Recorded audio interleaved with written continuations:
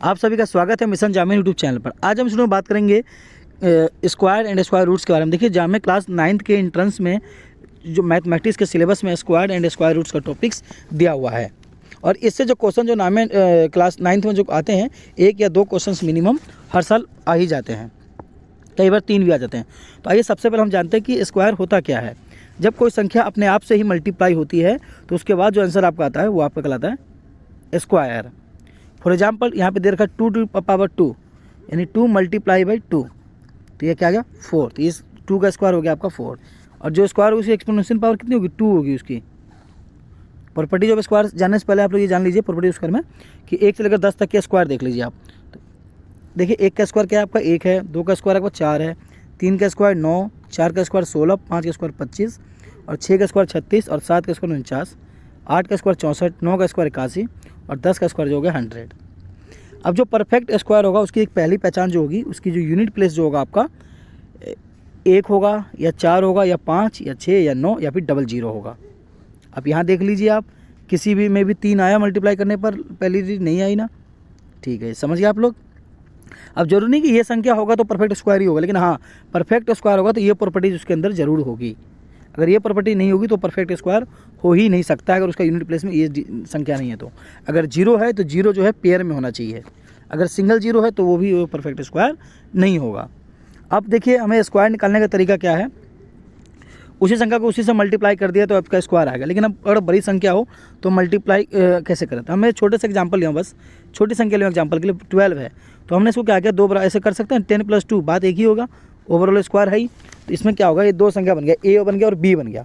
तो आप लोगों को a + b का होल स्क्वायर पता होगा आप लोगों को कि a² + b² + 2ab, ये होता है a + b का होल स्क्वायर का फॉर्मूला।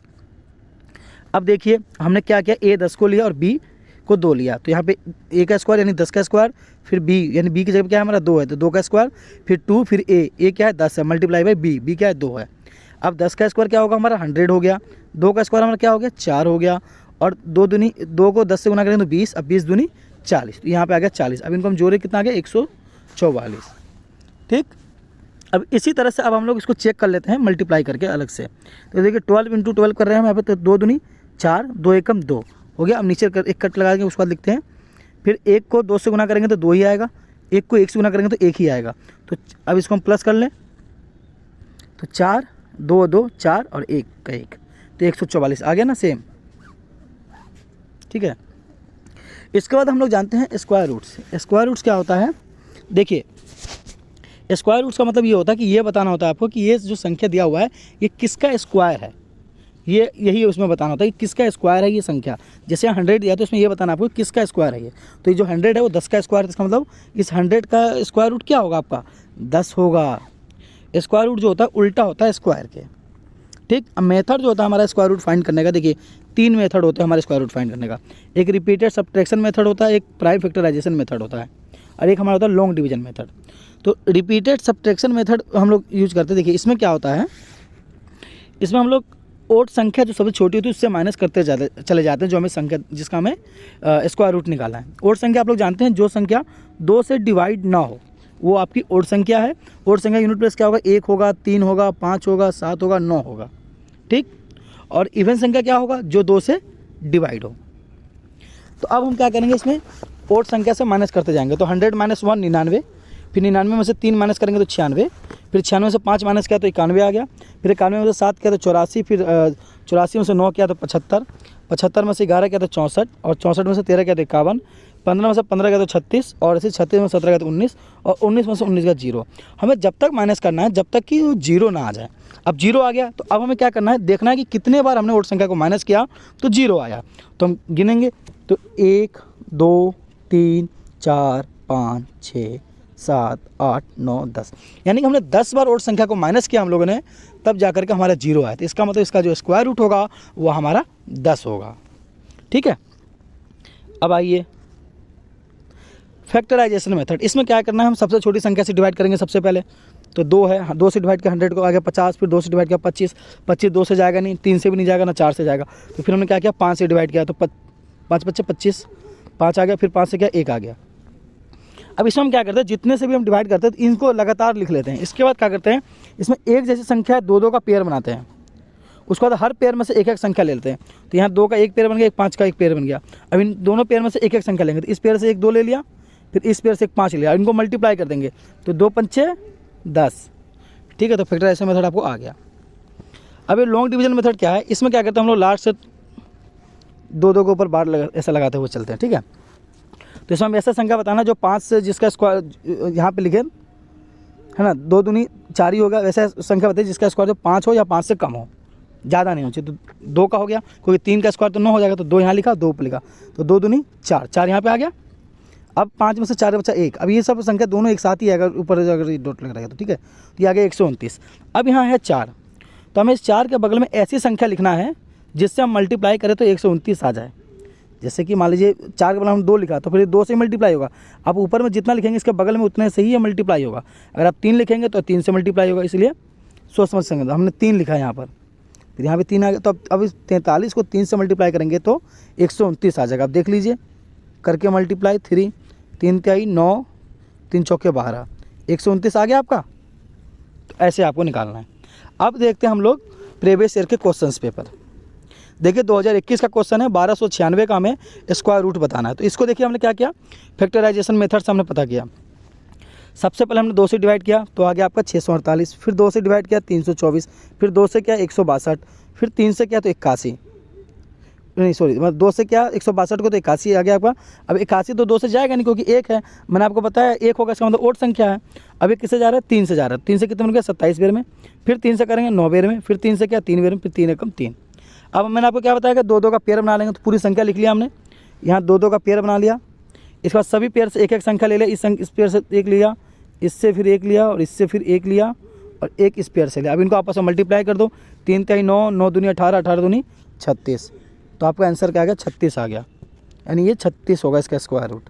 36 कौन सा ऑप्शन है, option B, option B is correct.